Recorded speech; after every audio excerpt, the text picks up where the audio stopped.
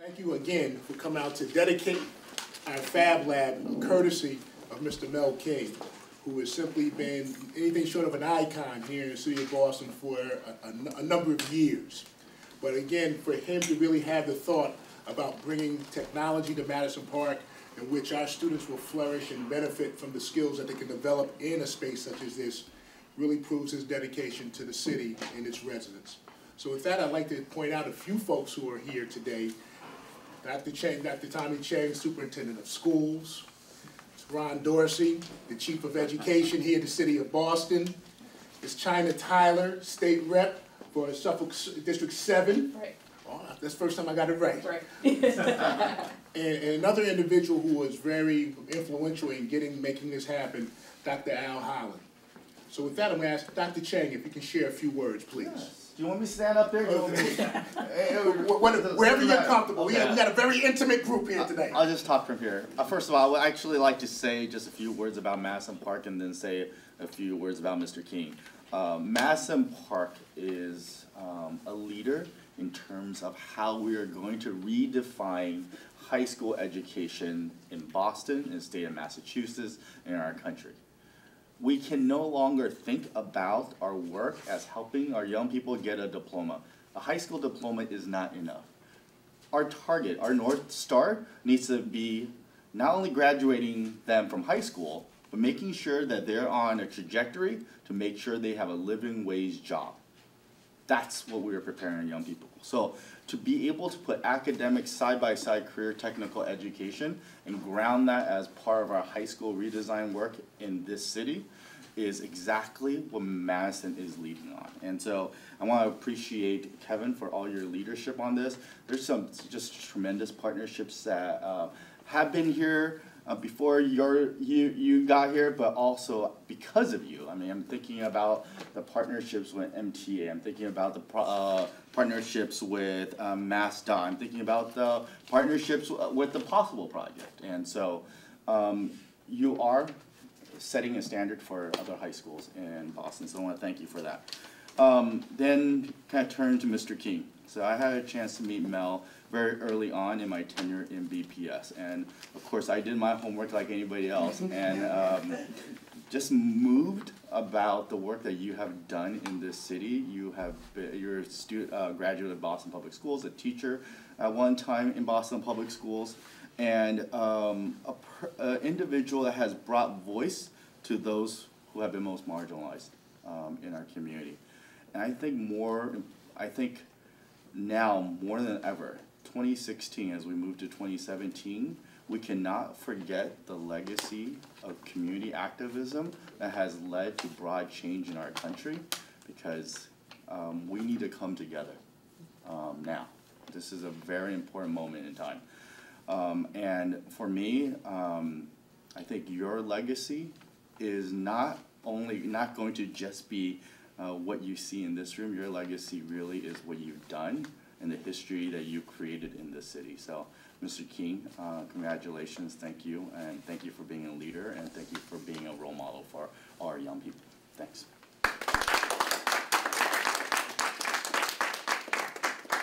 Dorsey. I'll just say a few words. Thank you all. Thank you to the partners that are here this evening. Mr. McCaskill, thank you. We've been partners since before the day that you stepped into the school, and it's been an honor to work with you. Dr. Holland really welcomed me when he was interim here, and we were able to work closely together. I think, as the superintendent said, Madison is the standard bearer in a lot of ways for the way that we want to think about learning, and this space is really emblematic of that.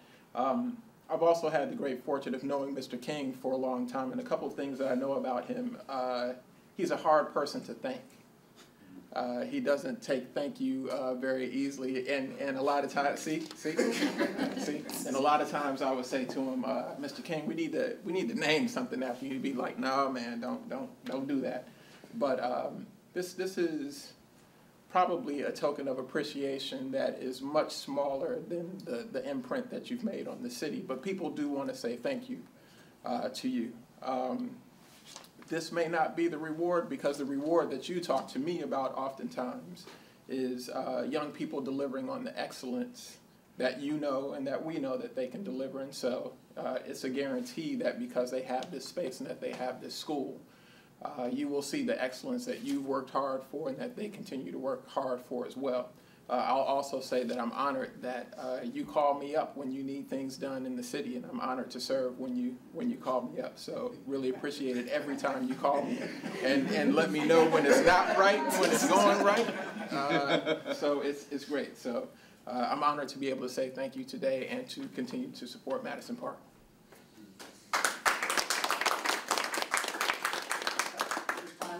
Sure. So as Mr. McCaskill mentioned, I'm actually a newly elected state representative for the 7th Suffolk District, so elected, so I'll start in January. And I visited, I'm 5th generation Roxbury native, so Madison is very familiar to me. I visited a couple weeks ago on a formal tour, Mr. McCaskill, who was happy enough to host us here, and just really got the opportunity to understand that Madison is a true gem in this community. And Mr. King, I just wanted to come and honor you and congratulate you and say thank you so much for paving the way for leadership for people like me, for natives of Roxbury. I grew up here. I ran my campaign off some of the very values that you stand for. I was fortunate enough to be able to pay a couple of Boston Public School students who didn't have the opportunity to receive youth jobs throughout the summertime to keep them out of the streets and just stay them away from violence in general. So they helped me throughout my campaign, and some of them, not students here, but students of next door, they are very grateful in general. And again, I just wanted to come and say congratulations and thank you so much for paving the way for members like myself, not only as a state representative, but as a resident of Roxbury. Dr. Holland. I'm just so thrilled to be here and just to thank Mel for everything he has done for this community and for this school. And you have always had a vision that reached far ahead of time, and this is one of them. This digital fabrication lab was your vision years ago, and like everything, Mel, you have made things happen for our community and for our kids. For that, I'm forever thankful. Personally, thank you so much for being a mentor to so many of us who depended on guidance and wisdom, and you have provided that for us. And I just want to say, I wish you the very best, and this room will be serve as just a token of all the things that you have represented and did in our community for our youth. So thank you. Thank you. And Mr. King, as we were talking earlier, and as we were saying to your wife, after being a resident in Springfield for 30 years, I said, contrary to popular belief, in the western part of the state, we do have the internet, and we do read the Globe and everything, so news does travel west. But your legacy is much bigger than the greater Boston area. Folks in Springfield understand what you've meant because you've had impact there. And to have this simple gesture of providing access and opportunity to our kids in our neighborhood, for our community, just speaks volume of the blessing you are to our community. And I just say on behalf of Madison Park, and I think I can speak for the community, just thank you. And we'd love to hear from you, a few words from you at this moment.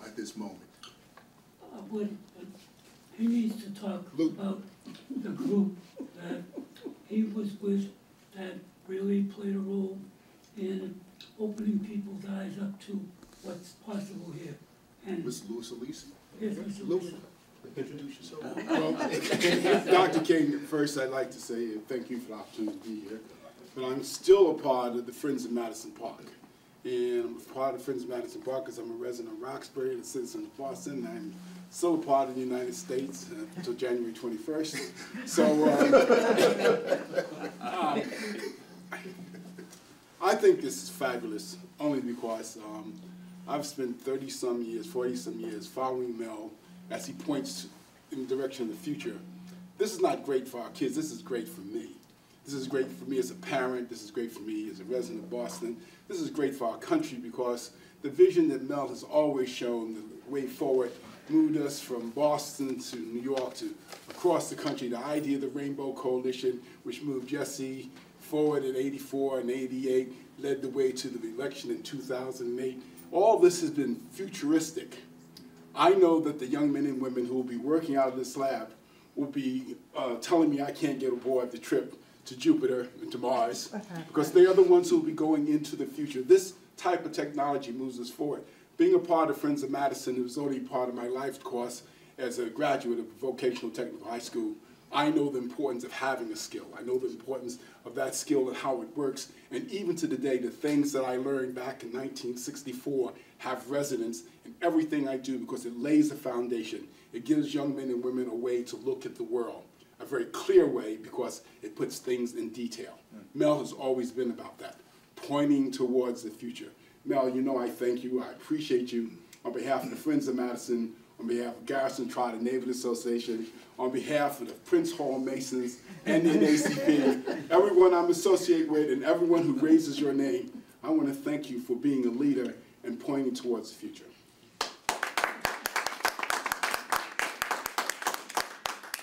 I wanted him to talk about the folks that we work with, the Friends of Madison Park, and the kind of diligence that they represented to continue to make this place be the best vocational technical school that is in existence. And, you know, having Mr. Holland as the interim and the way he tried to pull folks together, it's a way of saying that, let me tell it this way. Yesterday at the house for brunch, we had 10 young people who had just been in a Lego competition at MIT. And for the last 4 years, they've come to the house for our Sunday brunch. And so when I asked them yesterday, what did you learn in your effort of working for this prize which they put on the table? And they said, teamwork makes the dream work. Yes. Well, I fibbed. They said teamwork, okay? And so before they left, after having a few of them talk about what it meant working together, I sent upstairs and brought down some T-shirts. And what says on the T-shirts is, teamwork makes the dream work. And there's a somewhat picture of Martin Luther King Jr. on the T-shirt as well. And so I had enough for every one of them. They all wore them, and I think there's a nice picture somewhere with all of them. But I raised that because it was these 13 to 15, 16-year-olds who said teamwork is what made their dream work. And so I just sat there and it's really whatever. And so one of the reasons for asking who's here to speak is because of that team of folks that really work to try and to save this place from the, well, I don't want to say what, but anyhow, to save this place. And so, I don't know, when you talk about me, whatever, you have to talk about we, right? And that's the way it works. I'm looking at folks from the Timothy Smith Network, right there. Raise your hands, Timothy Smith Network folks, all right? I thought there was a third one. Anyhow, oh, yeah. All right, so, if we understand that they were a part of both with the McKinley School and here in seeing to it that some of the equipment and supplies and things would be made available. So again, it's that teamwork that makes the dream work. One of my students at MIT, Audrey, she's the one that first said, when we were talking about certain different ways of solving problems, she said, well, teamwork makes the dream work. And so I says, wow, that's a statement that we all need to think about and own. Teamwork makes the dream work. And your presence here is a testimony to that fact, that it's putting the team together, that it's doing the work that's making this happen here. On the name,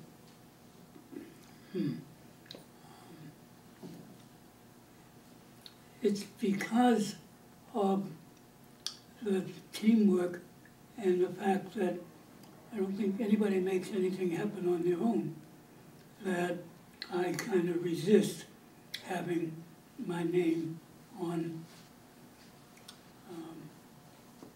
well, I kind of resist.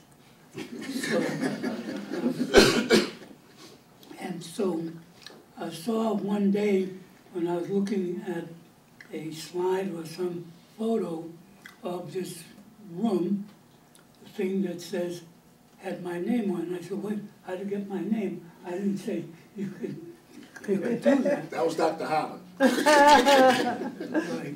So, anyhow, I didn't think or expect it was going to go much beyond just seeing to it that we could get some equipment over, talking to the Timothy Smith Network folks who very quickly said yes, and so we started that process of trying to develop the lab, and I didn't, and, well, doesn't just need my name on it. And I want to read a poem in closing. You know, my friend here kind of said it's too long. Okay. But I just want you all, if you haven't met Joyce King, to meet Joyce King, who, as I listened to her discussing going to girls' high school here in Boston and the things that came out of her work, then say, well, yeah, we got a team here, and it works, but she's been there with the efforts to make this city, this city work for all the folks around, and so she needs a hand in this.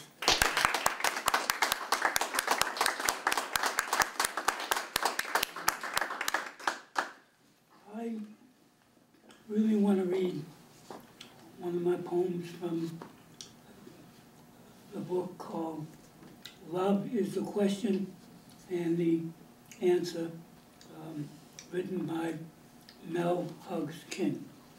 Okay. And I think this speaks to where we are here. It's called The Pursuit of Possibilities. Pursuit of possibilities. Imagining a life based on the power of love, where all the children are ours, and we hold their trust, so we bring out the best in us. Free me? Who can free me? Me? I know I'm free. I know I'm free, because I can dream a world where all can be free to be complete systems in a complete system, sharing in the Commonwealth. Somewhere out there are others who want to live in a sharing community.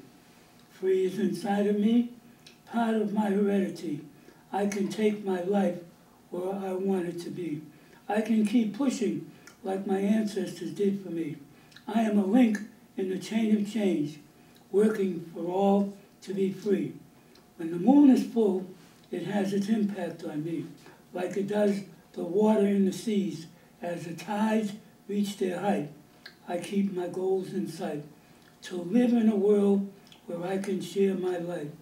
Free is inside of me, so I can imagine where to take my life. The beauty of the universe is instilled in me. I can be the change I want to see. Be the person, the gift of creation instilled in me, so I can live in harmony with my world community.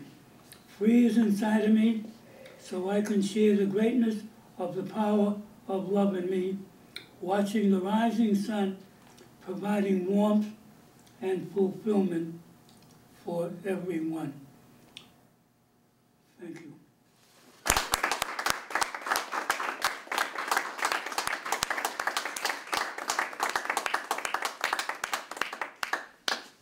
How do you top that?